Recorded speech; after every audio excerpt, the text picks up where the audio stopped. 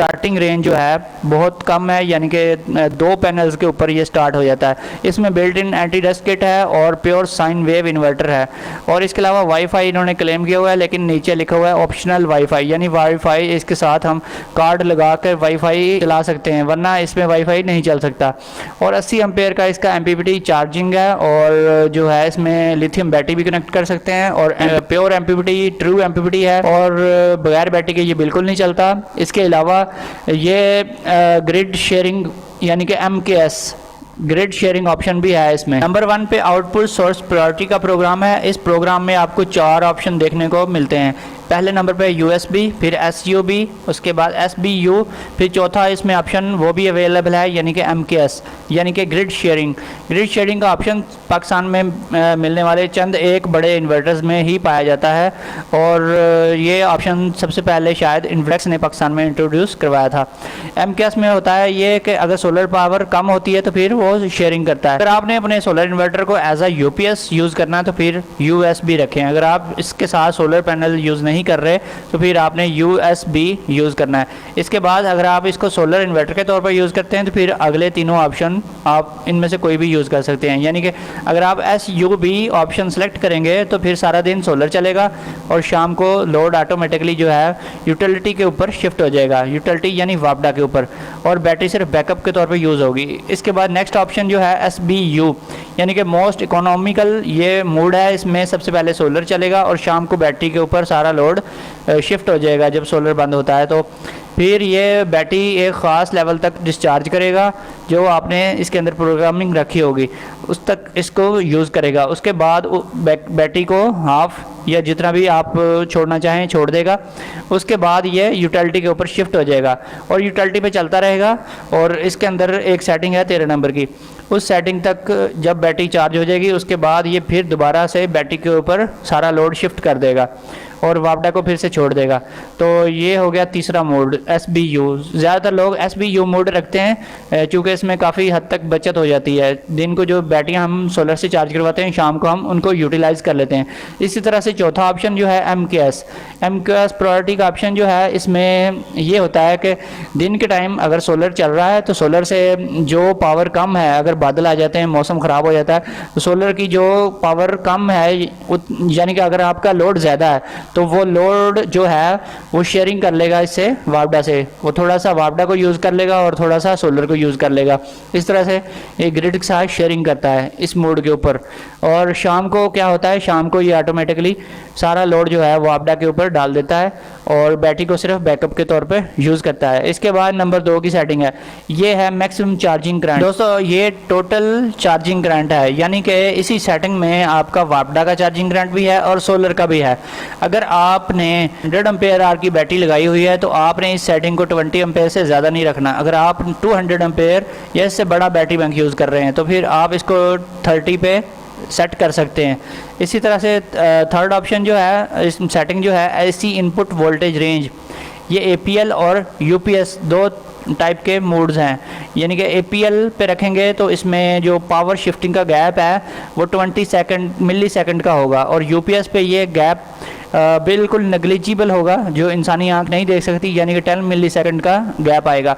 और ये voltage range है बेसिकली। APL में हमारी वोल्टेज रेंज वाइड रेंज होती है 90 से 280 वोल्ट AC, और UPS पे हमारी जो है वापडा इनपुट रेंज 170 से 280 वोल्ट तक, यानी इस इन बिटवीन दिस रेंज अगर वापडा अवेलेबल होगी तो ये उसको ऑन करवाएगा, अदरवाइज ये ऑन नहीं करवाएगा। 5वें नंबर की जो सेटिंग है वो battery type, most important setting है। यहीं पे आकर बहुत सारे दोस्त गलती करते हैं। यहाँ पे बहुत सारे यूट्यूबर्स ने फेक वीडियोस बनाई हुई हैं, एक दूसरे की देखा देखी वो गलत जो है इसकी डेफिनेशन कर रहे हैं। बैटरीज यूज़ कर रहे हैं तो एजीएम रखें, FLD है उसके लिए, लेड एसिड बैटरी के लिए, और ये है वो है। इसमें यहाँ पे मैं ये बात क्लियर कर दूँ कि पाकिस्तान में कुछ इन्वर्टर्स जो हैं उनमें AGM के लिए डिफरेंट सेटिंग है और FLD पे सेटिंग वोल्टेज चेंज हो जाती है। यानी कि कुछ छोटे जो इन्वर्टर्स थे उनमें और सेटिंग होती थी पहले जो पुराने इन्वर्टर्स होते थे, और जो बड़े इन्वर्टर्स थे उसमें इसकी डिफरेंट वैल्यू होती थी। तो इसके लिए आपको हमेशा कस्टम यूज़र डिफ़ाइन यानी USE को सिलेक्ट करना चाहिए और अपनी बैटरी टाइप के मुताबिक ख़ुद से आपने डिफ़ाइन कर देने हैं वोल्टेज, जो 26 नंबर, 27 नंबर और 29 नंबर के ऊपर हमने सेट करने हैं इसमें। Can you explain the difference between intermittent and dispatchable electricity? Intermittency is when the output number के ऊपर हमने सेट करने हैं इसमें। ये गलती बहुत सारे लोग करते हैं, इसलिए इस गलती से बचने के लिए आप जस्ट यूएससी सिलेक्ट करें और आपने अपना डाटा जो है बैटरी का वो फीड कर देना है अपनी मर्ज़ी से, यानी कि जो भी बैटरी टाइप है उसके मुताबिक। तो वो मैं आपको आगे बताऊंगा क्या हमने फीड करना है। इसके बाद 6 नंबर सेटिंग है auto restart when overload occurs, और 7 नंबर पे है auto restart when over temperature occurs. ये 6 नंबर और 7 नंबर को हर सूरत में आपने डिसेबल रखना है, यानी LFD जो वैल्यू है वो रखनी है। इन दोनों वैल्यूज़ को अक्सर लोगों ने इनेबल रखा होता है, जिसकी वजह से इन्वर्टर जो है फ्लक्चुएशन मोड पे चला जाता है, यानी कि जब भी आपका इन्वर्टर ट्रिप होता है ओवरलोड की वजह से या ओवर टेम्परेचर की वजह से, वो ऑटोमेटिकली रीस्टार्ट होने की ट्राइयाँ करता रहता है और 3-4 या कुछ ज़्यादा ट्राइयाँ करने के बाद वो इन्वर्टर उड़ जाता है। तो ये मिस्टेक बहुत लोग करते हैं, ये बिल्कुल भी नहीं करनी चाहिए, इसको हमेशा डिसेबल रखें। इसके बाद 9 नंबर पे है आउटपुट फ्रीक्वेंसी। ये फ्रीक्वेंसी भी 50 साइकिल रखनी है, इसको बिल्कुल भी चेंज नहीं करना। अगर चेंज करेंगे इन्वर्टर भी ख़राब हो जाएगा और आपकी अप्लायंसेस भी सड़ जाएंगी। इसके बाद 10 नंबर पे है आउटपुट वोल्टेज। यहाँ पे आपने इन्वर्टर के 230 वोल्टेज फीड कर देने हैं, जो डिफ़ॉल्ट वैल्यू भी है। इसको 220 या 240 नहीं रखेंगे, 240 रखेंगे तो इन्वर्टर ओवरलोड हो जाता है, 220 रखेंगे तो आपकी जो रनिंग अप्लायंसेस हैं वो थोड़ा स्लो हो जाती हैं, यानी अगर फ़ैन चल रहा है तो उसकी स्पीड कम हो जाती है, इसलिए इसको 230 वोल्टेज के ऊपर आपने सेट कर देना है। नेक्स्ट है जी 11 number maximum utility charging current, यानी कि ये वापडा का चार्जिंग करंट है। वापडा से आप कितने एम्पेयर पे बैटरी चार्ज करवाना चाहते हैं। यहाँ एक बात क्लियर कर दूँ कि बैटरी को एम्पेयर चार्जिंग एम्पेयर जितने ज़्यादा रखेंगे उतनी तेज़ी से बैटरी फुल होगी, लेकिन बैटरी को ज़्यादा एम्पेयर से चार्ज करवाएंगे तो बैटरी जो है वो ख़राब हो जाती है, उसमें बैटरी हीट अप होना स्टार्ट हो जाती है, बैटरी का जो है लिक्विड इलेक्ट्रोलाइट वो बाहर आना शुरू हो जाता है, वेपोरेशन स्टार्ट हो जाती है। आपने कम से कम चार्जिंग करंट के ऊपर बैटरी चार्ज करवानी है। कम करंट के ऊपर कोई नुकसान नहीं है बैटरी चार्ज करवाने का। आप कोशिश करें 2 एम्पेयर या 10 एम्पेयर रखें, चाहे बैटरी छोटी है या बड़ी है। लेकिन अगर लोड शेडिंग का प्रॉब्लम है, गर्मियाँ हैं, तो फिर इसको 20 एम्पेयर सेट कर लें, और वो भी 200 एम्पेयर आवर की बैटरी के लिए। अगर आप 100 एम्पेयर आवर की बैटरी यूज़ कर रहे हैं 100 के लिए, तो आप इसको 2 एम्पेयर या 10 एम्पेयर पे रखें। अगर 200 एम्पेयर आ रहा है या इससे भी बड़ी है तो फिर भी आप 2 एम्पेयर या 10 एम्पेयर रख सकते हैं। ये आपकी अपनी डिमांड है, जितनी आपका लोड है, जितनी लोड शेडिंग है, उस हिसाब से आप इसको कम या ज़्यादा कर सकते हैं। 12 नंबर की सेटिंग है स्टॉप डिस्चार्जिंग द बैटरी, यानी इन्वर्टर बैटरी को कितना डिस्चार्ज करे उसके बाद बैटरी को छोड़ दे, बैटरी मोड से शिफ्ट होकर यूटिलिटी मोड यानी वापडा के ऊपर सारा कुछ चला दे।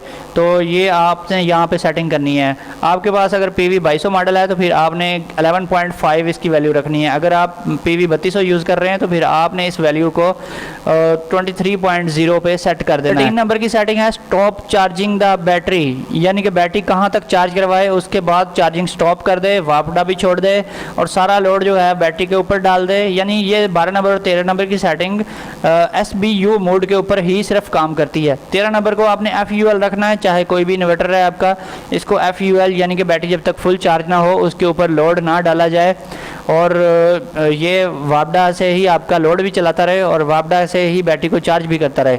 जब बैटरी फुल चार्ज हो जाएगी तो फिर ये बैटरी मोड पे शिफ्ट हो जाएगा, अगर आपने नंबर 1 के ऊपर SBU सेलेक्ट किया होगा तब। 16 नंबर पे है चार्जर सोर्स प्रायोरिटी, यानी कि सबसे पहले चार्जिंग किससे करवानी है। CUE सेलेक्ट करेंगे तो यूटिलिटी फर्स्ट, यानी कि पहले यूटिलिटी से चार्ज करेगा। इसके बाद CSO यानी कि पहले फर्स्ट प्रायोरिटी जो है सोलर के ऊपर चार्जिंग होगी, उसके बाद सोलर जब अवेलेबल नहीं होगा तब ये यूटिलिटी से चार्ज करवाएगा। इसके बाद है जी setting SNU solar and utility, ये डिफ़ॉल्ट वैल्यू है लेकिन इसको आपने नहीं रखना। बहुत सारे लोग इसको रखते हैं जिसकी वजह से बैटरियाँ भी ख़राब होती हैं और दिन के टाइम यूटिलिटी भी यूज़ होती रहती है। इसके बाद है OSO यानी कि ओनली सोलर, इसका मतलब है कि दिन को सोलर से चार्जिंग होगी लेकिन रात को चार्जिंग बिल्कुल नहीं होगी, ना वापडा से ना सोलर से, किसी चीज़ से नहीं होगी। 18 नंबर पे है अलार्म कंट्रोल, यहाँ से बजर को ऑन या ऑफ करवा सकते हैं। 19 पे है auto return to default display screen, यहाँ पे अगर आप चाहते हैं कि return to default display screen पे तो फिर ESP सेलेक्ट करें।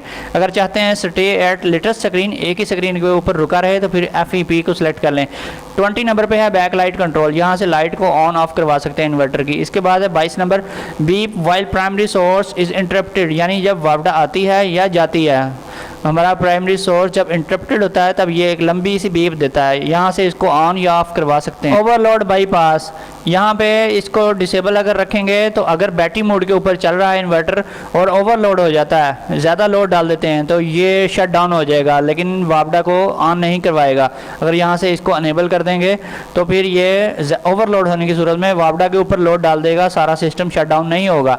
इसके बाद 25 नंबर पर रिकॉर्ड फॉल्ट कोड। अगर चाहते हैं ये फॉल्ट जो इसके अंदर आने वाले फॉल्ट्स होते हैं उनको रिकॉर्ड करता रहे तो इसको FEN पे सेलेक्ट कर लें। अगर डिसेबल करना चाहते हैं तो FDS कर लें, इसका कोई इशू नहीं है। 26 नंबर पे है बल्क चार्जिंग वोल्टेज CV।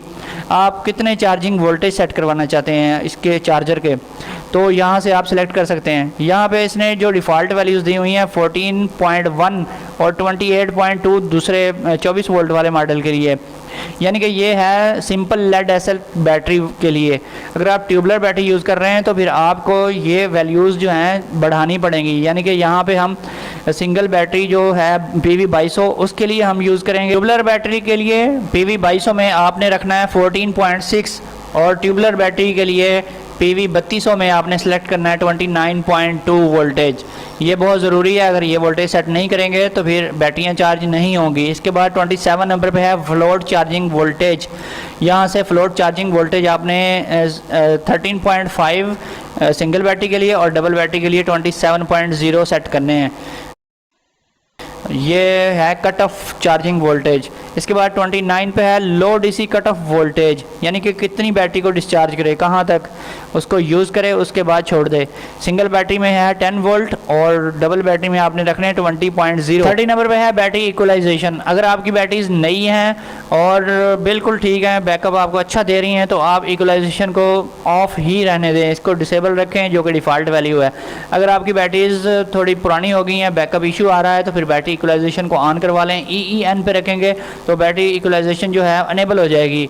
अगर EDS पे रखेंगे तो ये डिसेबल हो जाएगी। इसके बाद अगली सेटिंग जो है वो भी सारी बैटरी इक्वलाइजेशन की ही है। यहाँ पे आपको बहुत ही इंपॉर्टेंट बात बताऊँ कि फ्रोनस के जितने भी पुराने मॉडल्स थे, जितने भी अच्छे अच्छे बड़े और छोटे सारे, उनमें बैटरी इक्वलाइजेशन काम नहीं करती थी, और सिवाय चंद एक मॉडल्स के इस इन्वर्टर के अंदर बैटरी इक्वलाइजेशन अनेबल होती है।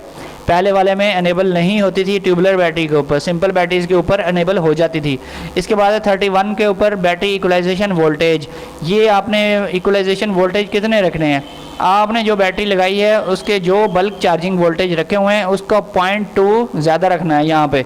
यानी कि अगर आपने 14.6 रखे हुए हैं तो फिर आपने यहाँ पे 14.8 रखने हैं। 26 नंबर पे 14.6 हैं तो यहाँ पे 31 नंबर के ऊपर आपने 14.8 रखने हैं सिंगल बैटरी वाले में, और डबल बैटरी वाले में वहाँ पे आपने 29.2 रखे हुए हैं, यहाँ पे आपने 29.6 यानी 0.2 volt for single battery increase करने हैं। और बैटरी इक्वलाइज टाइम आउट और इक्वलाइजेशन इंटरवल, ये तीनों डिफ़ॉल्ट रहने दें। इसके बाद 36 नंबर पे है, इसको अनेबल कर दें। अगर इक्वलाइजेशन आपने ऑन करवानी है तो इसको भी अनेबल कर दें। AEN सेलेक्ट करेंगे तो ये अनेबल हो जाएगी और फौरी तौर पे इन्वर्टर जो है चार्जिंग मोड पे शिफ्ट हो जाएगा और E9 डिस्प्ले पे लिखा हुआ आएगा। कुछ लोग समझते हैं ये कोई फॉल्ट है, ये फॉल्ट नहीं है, ये इक्वलाइजेशन जब अनेबल करवाते हैं तो ये डिस्प्ले के ऊपर आ जाता है। और मैंने इस इन्वर्टर में आने वाले कुछ फॉल्ट कोड्स दिए हुए हैं और इनकी ट्रबल शूटिंग भी वीडियो के एंड में दी हुई है। यहाँ पे इसके बात करें